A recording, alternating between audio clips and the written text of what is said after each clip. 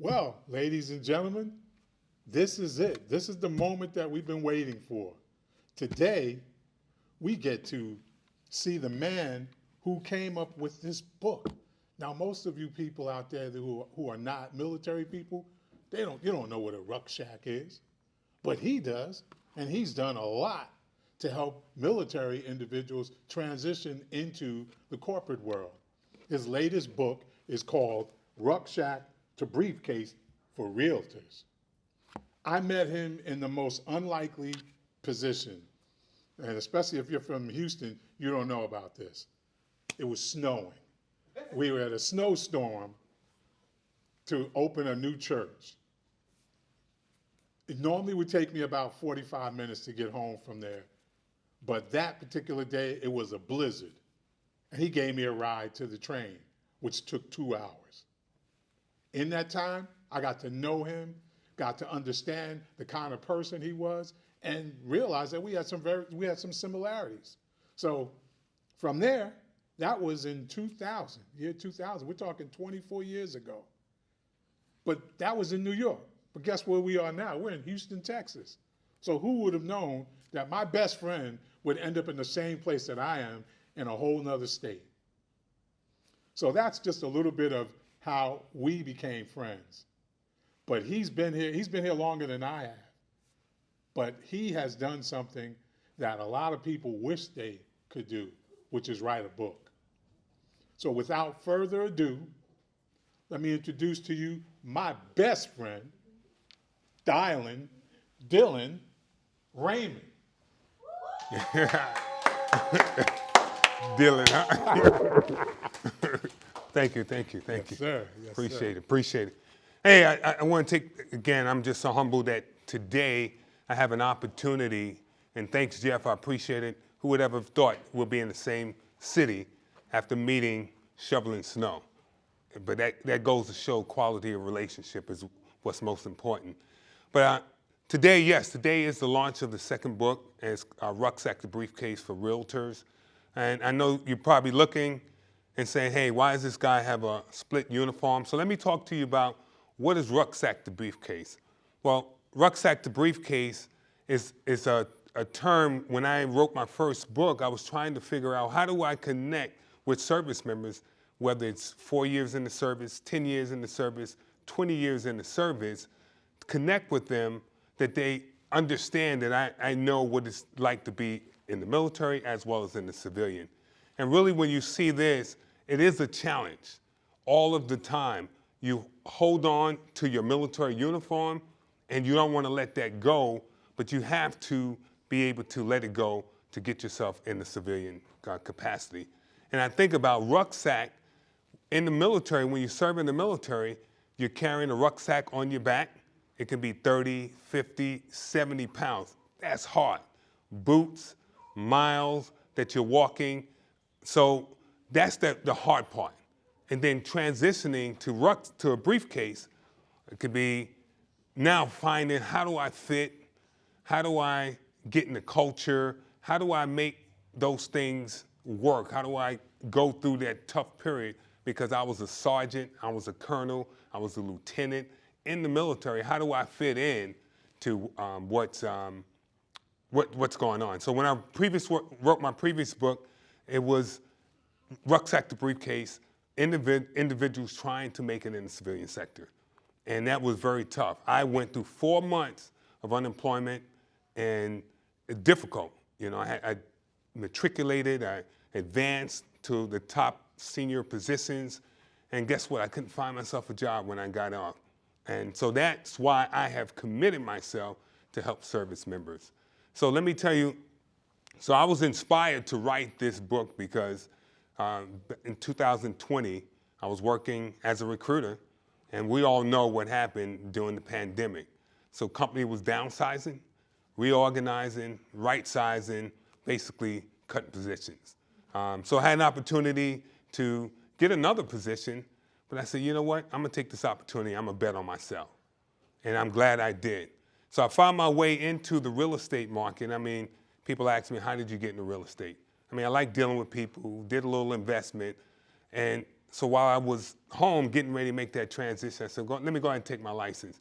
And I really inspired because service members struggle around the country, moving around the country, and guess what? They don't set themselves up for wealth. They don't set themselves up for longevity. And yeah, real estate is one aspect, but because I did it, I now can share with other service members of what it takes to actually make that happen.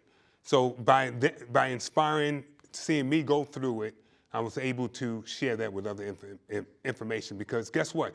A service member do 2 years here, then they move, do 3 years here, then they do 4 years here. Guess what? They end up having a spotted resume, and it's hard for them to actually find employment.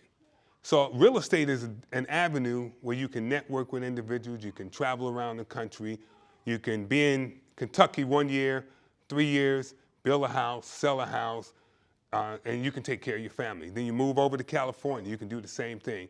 So I think real estate is a good option, and you can apply it to others. So my inspiration for doing that is to be able to help service members and their families to be able to be successful. And the transition process. Let's talk about the transition process. I mean, I was hiring service members, and I know that it's a hard process. You have done 4 years, maybe young, 21, 22, led 30, 40, 50, thousands of individuals, and you don't know how you fit in. You don't know how to adjust to the culture. It's hard. It's hard, but it's doable. And the key is just to be able to position yourself to be able to do that. And so my purpose for writing the book is to be able to inspire service members. Yeah, I mean, you can get a job, that's great, but think about employment while you're serving in the military. Or even when you leave out, think about that opportunity of building long-term wealth for your family. So my commitment is to help service members. Now I'm a realtor full-time, and I've helped service members move from Puerto Rico, Alaska, I got 2 in California. So I know how to speak the language. I'm actually bilingual. I speak military and corporate speak. So I understand both sides of the table. So that makes things a lot more easier when you can relate to a service member.